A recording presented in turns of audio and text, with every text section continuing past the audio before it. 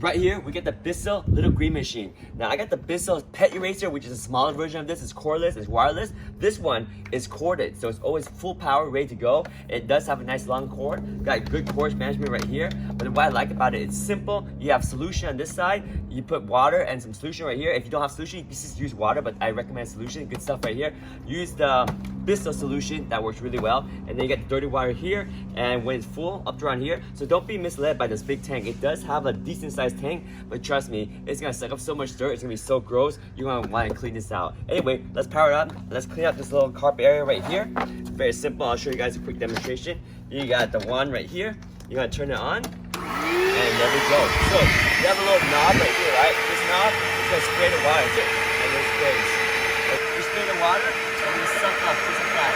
You're gonna try to get that spray out here. This nozzle right here, release this, the spray. You spray, and you suck up. You also have the nice brush right here for extra stubborn dirt. You can use the brush and just suck up dirt out here. Spray it with some good solution, and you're gonna suck it up. See that? See that work right there? There we go. That's how it works. Very powerful. And because it's corded, you'll never have to worry about running out of battery. This thing. Watch that. Pick up all the dirt. There we go.